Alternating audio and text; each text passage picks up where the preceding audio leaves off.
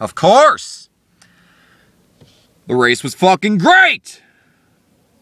From start to finish. Except for all the cautions for rain. But when they actually fucking raced, it was fucking awesome. Why? Fucking why? Can't we just have an overall good fucking day? No. Kyle Busch, smarmy King Leech bitch himself, has to fucking win to make this race not perfect. It was a great 8 out of 10 race minimum. Would have probably been a 9 out of 10 race if they would stop stopping it for rain. I know you can't fucking do that. I mean, you could maybe install a giant tarp over the track so it's not roofed in and everyone's getting carbon monoxide poisoning, but it's also not allowing any rain to get in. They could do that, but that would make too much sense. It wouldn't cost $20 million either. Wouldn't cost $200 million to install a fucking tarp. You know, like they're renovating Phoenix for $200 million. They're barely changing anything. They're adding in a new press box. Wow, that is definitely worth the fucking multi-fucking million-dollar investment. Can't afford to put a fucking tarp over a racetrack. No, sir. Wow, I fucking hate Kyle Busch. For this race was fucking great. It was the best race of the season by a country fucking mile. Like, holy shit. Every other race, you could fucking sleep through it. This car is very hot, so I assume that this is gonna overheat. So I gotta be quick on this shit. Yeah, the race was great. The cautions that were endless were very fucking annoying and really ruined the splendor of it, because what green flag racing we did have was fucking awesome. For once. It only took the entire fucking year, but we found a good race. The search is over. We found a good race. Unfortunately, King Leech had to win it. Good. Didn't want it to be a 10 out of 10 weekend. No, sir. And you know, it wasn't that good. It wasn't a 10 out of 10 race. But like everything else that we've seen this season makes it a 10 out of 10 race. Because everything else this year has been fucking atrocious. And to actually see fucking racing, to actually see people be able to move through the field, make fucking passes, for the lead for that matter. Yep, finally, a good race. It only took 2 months, but we finally got a good race this year. And it only took 2 fucking days to conclude. It only took, what, 24 hours to get the whole fucking thing in? Yeah. Yeah, speaking of which, they got the whole thing in. Kudos. They didn't fucking just run the rest of the race under caution yesterday and end it. So that's fucking good, I guess. I mean, the Xfinity race was better, but it had just as many fucking cautions. Don't get me wrong. It had just as many stoppages for annoying bullshit. But yeah, it was better. I don't know what else to say. You could fucking pass, that's the thing. It's like, you could pass on the bottom, and then the bottom went away so people on the top could get back. And like, if you were slow on the bottom, you could go up top and pass someone else. And if you were slow on the top, you could go on the bottom and pass someone. It was actual racing. Thank you, Jesus. Unfortunately, next week we're going to get probably one of the worst races of the season because it's Richmond at night, and the track sucks ass at night. So that's wonderful. We're going to have a boring fucking race next week. I don't know what time the Xfinity race is, but there's no leeches in it, so that's going to be a 10 out of 10 race, most likely. So yeah, good.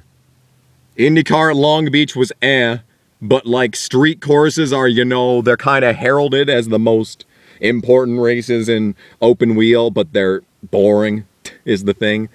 Like, I mean, Bordeaux' move for the second spot that he got penalized for, what the fuck was that all about?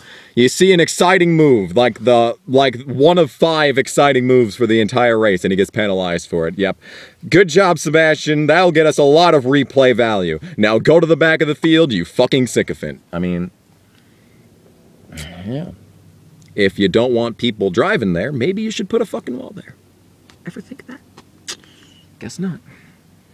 So yeah. Oh, I didn't watch F1. Apparently it was great, but I was like fucking tired Saturday night, so I wasn't gonna bother with that shit. Yeah, race was great. Fuck Kyle Busch. The end, I guess.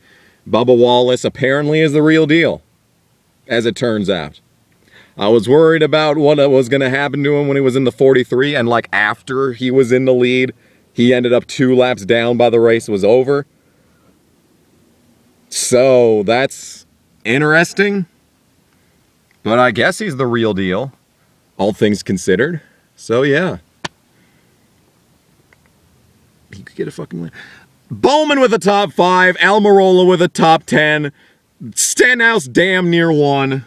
He could have held up Kyle Busch a little bit better. That would have been a much appreciated Stenhouse, but apparently the one race out of the year that you've decided to not be a complete wrecking ball is the one that you hand the win to Kyle Busch with. What the fuck was this race handing Kyle Busch the win? Blaney as the dominant car, dies. Larson as the dominant car, wrecks himself. Truex didn't make 2 fucking laps before getting killed. Thank you, Ross Chastain, by the way. I understand why people hate him now. He just pushed him into it. Like, use the fucking brake. I know you're driving premium motorsports, but I think they have brakes installed. Be them ARCA brakes. They're still brakes. Use them. Then again, that was probably the exact same car that Waltrip killed himself and the field in at Talladega a few years ago. I'm still salty about that. So yeah. This race was good. Xfinity was great. IndyCar was I'm glad Rossi won, though. I'm still pissed at him for dumping Wickens, but you know what? Water under the bridge, am I right, guys? Not until Wickens wins. We're 3 races into the season. He didn't lead a lap yesterday, and... Yes, yesterday. And he still has the most laps led on the season. Come on. Let Wickens win. Like, Robert Wickens is like my favorite person in racing, like all forms right now. Like, you got Preece, you got Max, who can't seem to stop wrecking himself and others. And now you got Robert Wickens. They're the fucking trifecta, dude. 3 best racers in the country, except Verstappen's not in the country, so he does not count. Unfortunate, isn't it? Oh my god.